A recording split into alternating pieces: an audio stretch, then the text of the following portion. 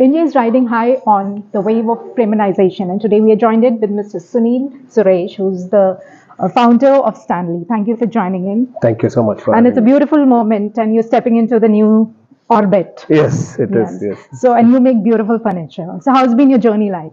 It's been very good. It's been very encouraging.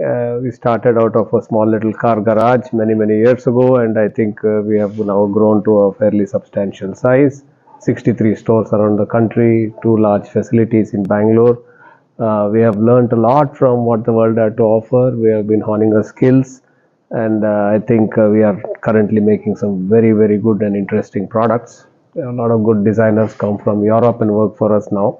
So that I think the times are changing. And as you rightly said, the premiumization in the country has just begun, and people are aspiring to have better products. And I think we are right in the right place at the right time. Absolutely. Yeah. So, what's the brand story of Stanley? Well, it's a long one. It started off, like I said, in a car garage, making automotive seats. That's what we were known for, making custom automotive car seats more than 10 years. And that's how we became very popular. We would really detail these seats so well, and they became a big rage in the market. People aspiring to have better cars and better seats. And one of the customers came and said, "Why don't you make me a sofa?" That was sometime way back in '99. And that's how we got into the furniture business and started opening stores across the country. It's been a very interesting journey for us so far. Yes. Super. So, what are your key offerings? So today we have moved from just being, what you call a seating experts. Originally we started this business as seating experts, leather seating experts primarily with automotive seating. Then I said we started making sofas, recliners. But today I think if you come to Bangalore and see our facility, because I have been going around the world and watching what the others are doing, because we don't have a typical institute of sorts here. We can't learn it. So I had to go and explore myself, understand what's happening in Europe, what's happening in different parts of the world.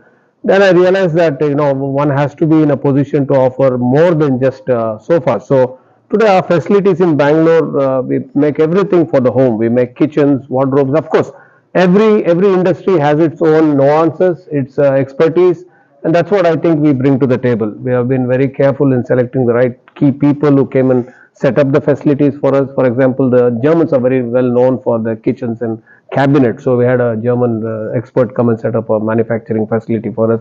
Italians are known very good for their design in terms of tables and sofas. So we have the Italians working with us now. We have 2 Italians. We also have a German guy working with us. So we do very good products. Yes. Please talk to us about the competition in this space. We don't really have any local competition per se as a pan-India presence. Of course, we have excellent artisans, excellent craft people who do smaller projects, and they have 1 or 2 stores in their markets. Primarily, Stanley competes with 90% of my competition is European brands who come and open stores here in India. Plus, also we have a lot of importers who import furniture from different parts of the world, from Turkey, from China. So we compete with importers, not so much with domestic brands. Okay, I know. What is the market size? Market size, I would like to believe that today, though we cannot put an actual finger on it, it is substantial. I would say it's easily $2 billion plus, and it's growing very rapidly, especially in the premium end of the market. Because as I mentioned to you, we thrive in the tailwind of the premium housing. Only when there's a premium housing, you need premium furniture. So, but that's where the entire excitement is today, because premium housing is really growing very rapidly in India. What are your key strengths? I think being the first mover, we have a tremendous understanding of the Indian market, the Indian taste preference. We understand their designs, their color preferences, the metallic finishes, the gold finishes, what they like. That's what we bring to the table. We are not something that is very halka pulka. It is like really nice, rich looking products, and that's what Indians really like. And I think we are kept very true to our design. We always believe that products should be very functional, aesthetically perfect, and that's how we have built our business. And if you look at the products, and if you ask any of our customers, they just love it, because they've been having our products for decades now, and they say they're really loving it. So that gives me a lot of satisfaction. Yeah. So how do you plan to utilize the funds? Funds will go mostly towards further expansion. We will do what I call as cluster expansion. We have now expanded in Bangalore. I want to expand in Mumbai, in Delhi, in other cities. We'll have more stores in the same city. And of course, we'll have one flagship and maybe a few smaller stores That's what we known as a hub and spoke model. We'll have one large store feeding into smaller stores. That's the plan we want to go for. And what's your roadmap? Are you planning to, for next 5 years, are you planning to get into exports as well? We already do a bit of exports, but not so much so prominent. My idea is to very clearly emerge as India's premium brand, luxury brand. People have already accepted us, and it's taken us time. It was not done yesterday.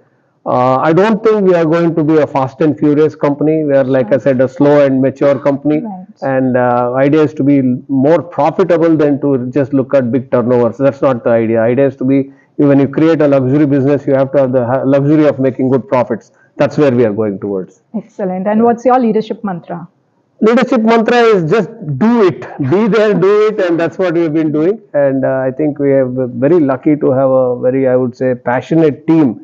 My father once told me when I was a young boy that, birds of the same feather flock together. So that's happening in my company today. Super. Like-minded people are coming to me, and we're working together now. That's a perfect scenario. It's a scenario. Yeah, they're all similar thinking. So we have a lot of youngsters who I never look for people. People look and come to us. That's what is happening. Yeah, that's happening now. That's very interesting phase of our life. Sure. And what's your message for the startups? Startups is, while it is very, very, very important to dream, but it's also equally important to get off the dream and, put in those hours. You cannot be just dreaming and thinking people are going to take the dream forward.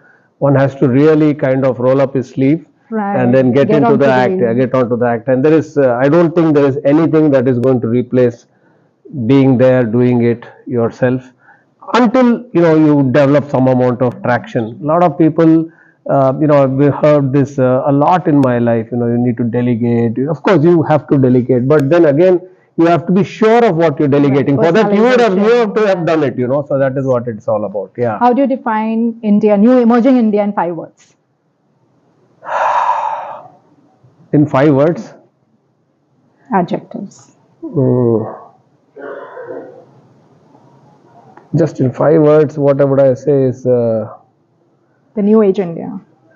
In my opinion, it is Sahare Jaga Se Acha. That is what it is. Nothing better than that. Yeah, it is nothing better than that. It is really, I think, the most amazing country, most amazing people, thriving with energy, youth, youngsters. What more do you want? I mean, you can see a lot more happening here than the rest of the world. I've been traveling around the world. I've gone to many, many countries. It's all dying out there, so people are not having this energy level. Seriously. So that's what India is all about. Yeah. India is about tomorrow. It's not about yesterday. Yeah. Absolutely. On that note, we wind up. Thank you so much. Thank you so much. Thank you. Thank you. Appreciate it. Thank you.